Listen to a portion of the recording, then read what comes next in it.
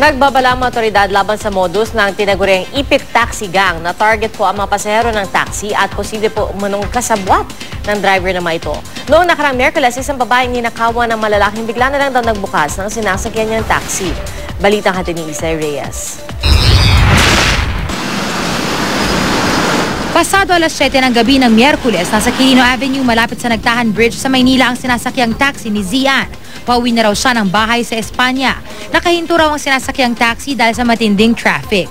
Nang bigla na lang daw pumasok sa taxi ang dalawang lalaki at tangkang agawin ang kanyang cellphone. Parang sumisilip-silip sila. Tinitingnan siguro nila kung sino yung mag-isa lang sa taxi, sino yung mukhang hindi lalaban.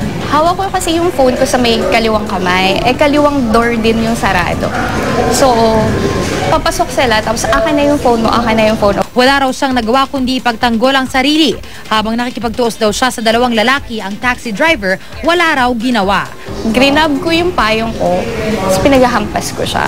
Hindi na raw nakapagpa-blotter si Danista sa pulisya dahil sa kabiglaan. Nais daw kasi niyang makauwi na lang sa bahay.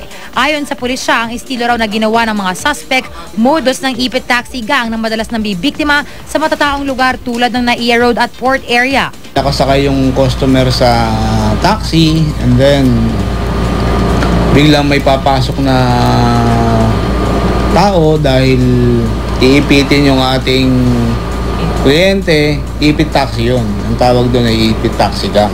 Sumisipat sila ng pasahero na titignan nila kung maayos yung pananamit, sa kanila isasakay yun. Tapos may mga dalang mamahaling cellphone or gamit, makikita nila. Yan, isasakay nila yon. At ang control ng lock ng sasakyan nasa driver lang. Pinuntahan ng GMA News ang garahe ng taxing sinakyan ni Danista, pero wala ang driver doon. Pero kwento ng mga kasama ng driver, naikwento raw nito ang insidente at sinabing nagulat lang siya. Kasi ang focus namin nasa kalsada at saka nasa pasahero din. Kaya hinahaya lang ng taxi, wala siyang ginagawa kasi kasabot siya ng mga suspect na yun. Hindi naman, bali ano lang din. Yun nga, nagulat lang din. Siguro nga naging manhid na rin siya. Katulad na nakikita ninyo ngayon, dito sa kahabaan ng Quirino Avenue ay matindi ang traffic, lalo na kapag rush hour. Ito rin ang lugar na tinuturo ng biktima kung saan siya sinubukang nakawan ng mga suspect. Kaya't paalala po sa mga mahilig sumakay ng taxi, huwag po tayong magpatumpik-tumpik. Kailangan lagi tayong alerto habang nasa loob ng sasakyan. Mahirap na, baka tayo pa ang huling mabiktima. Sa datos ng MPD Station 10, simula Enero, 7 ang naitalang kaso ng snatching kasama rito ang modus ng ipit taxi. Isay Reyes, GMA News.